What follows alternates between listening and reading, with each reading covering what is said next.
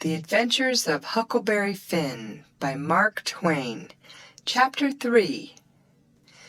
Well, I got a good going over in the morning from old Miss Watson on account of my clothes, but the widow, she didn't scold, but only cleaned off the grease and clay, and looked so sorry that I thought I would behave a while if I could. Then Miss Watson, she took me in the closet and prayed, but nothing come of it. She told me to pray every day, and whatever I asked for, I would get it. But it weren't so. I tried it. Once I got a fish line, but no hooks. It weren't any good to me without hooks. I tried for the hooks 3 or 4 times, but somehow I couldn't make it work.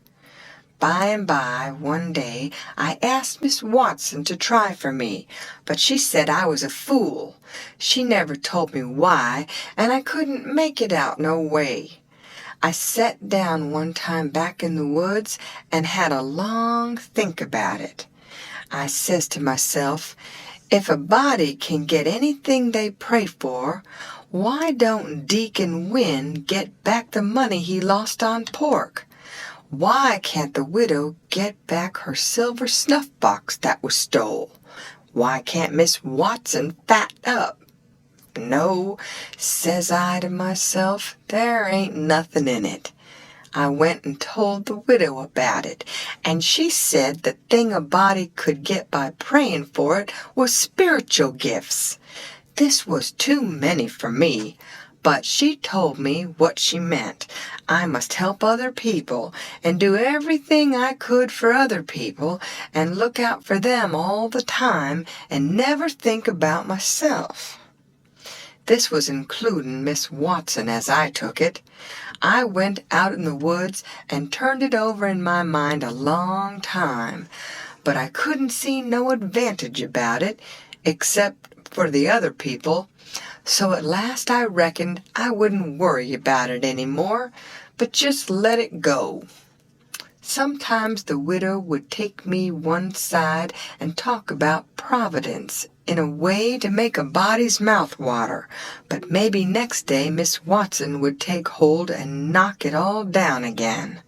I judged I could see that there was 2 providences, and the poor chap would stand considerable show with the widow's providence, but if Miss Watson's got him there weren't no help for him any more. I thought it all out, and reckoned I would belong to the widow's if he wanted me, though I couldn't make out how he was a-going to be any better off than what he was before, seeing I was so ignorant and so kind of low down and ornery. Pap, he hadn't been seen for more than a year, and that was comfortable for me. I didn't want to see him no more. He used to always whale me when he was sober and could get his hands on me, though I used to take to the woods most of the time when he was around. Well, about this time he was found in the river drownded, about 12 mile above town, so people said. They judged it was him anyway, said this drownded man was just his size, and was ragged, and had uncommon long hair, which was all like Pap, but they couldn't make nothing out of the face, because it had been in the water so long it weren't much like a face at all. They said he was floating on his back in the water. They took him and buried him on the bank. But I weren't comfortable long, because I happened to think of something. I knowed mighty well that a drownded man don't float on his back, but on his face. So I knowed then that this weren't Pap, but a woman dressed up in a man's clothes. So I was uncomfortable again. I judged the old man would turn up again by and by, though I wished he wouldn't. We played robber now and then about a month, and then I resigned. All the boys did. We hadn't robbed nobody, hadn't killed any people, but only just pretended. We used to hop out of the woods and go charging down on hog drivers and women in carts taking garden stuff to market, but we never hived any of them. Tom Sawyer called the hogs ingots, and he called the turnips and stuff jewelry. And we would go to the cave and powwow over what we had done and how many people we had killed and marked. But I couldn't see no profit in it. One time, Tom sent a boy to run about town with a blazing stick, which he called a slogan, which was the sign for the gang to get together. And then he said he had got secret news by his spies that next day a whole parcel of Spanish merchants and rich Arabs was going to camp in Cave Hollow with 200 elephants and 600 camels and over 1,000 sumpter mules, all loaded down with diamonds. And they didn't have only a guard of 400 soldiers, and so we would lay in ambuscade, as he called it, and kill the lot and scoop the things. He said we must slick up our swords and guns and get ready. He never could go after even a turnip cart, but he must have the swords and guns all scoured up for it, though they was only lath and broomsticks, and you might scour at them till you rotted, and then they weren't worth a mouthful of ashes more than what they was before.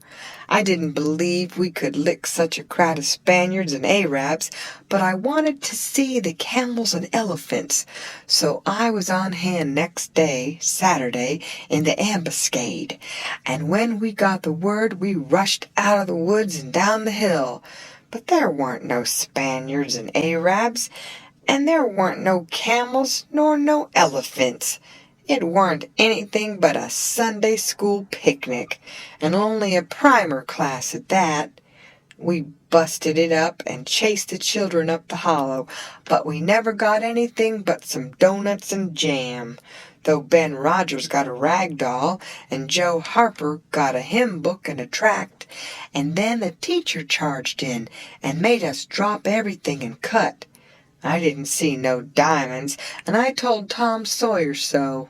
He said there was loads of them there anyway, and he said there was Arabs there too, and elephants and things.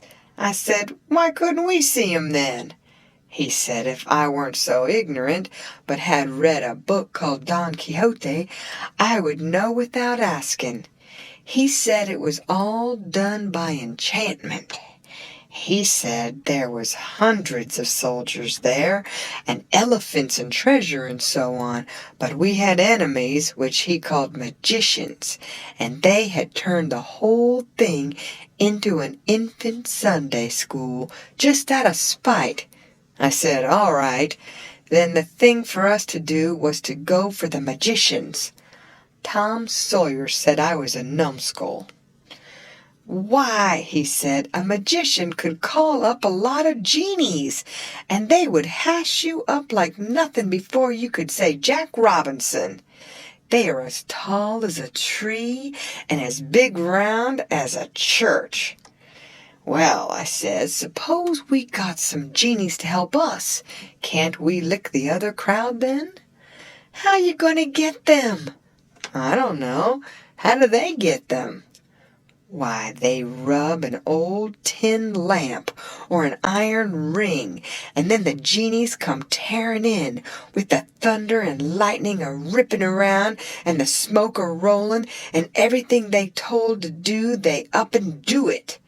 They don't think nothing of pulling a shot tower up by the roots, and belting a Sunday school superintendent over the head with it, or any other man. Who makes them tear around so? Why, whoever rubs the lamp or the ring. They belong to whoever rubs the lamp or the ring, and they've got to do whatever he says. If he tells them to build a palace 40 miles long out of diamonds and fill it full of chewing gum or whatever you want and fetch an emperor's daughter from China for you to marry, they've got to do it. And they've got to do it before sunup next morning, too. And more, they've got to waltz that palace around over the country wherever you want it. You understand? Well, says I think they are a pack of flatheads for not keeping the palace themselves, 'stead of fooling them away like that.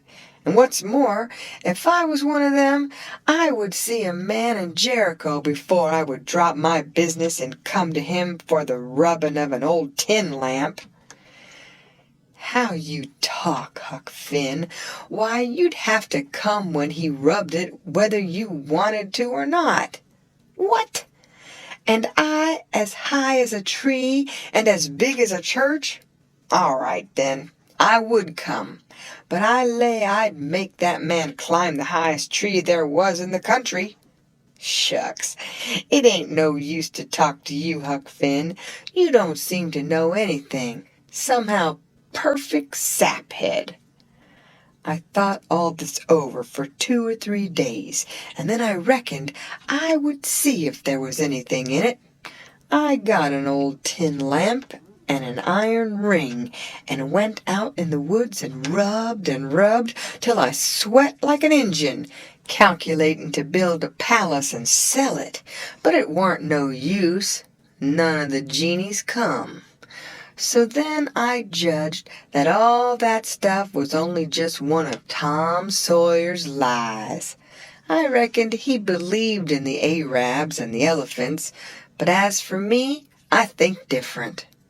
It had all the marks of a Sunday school. End of chapter.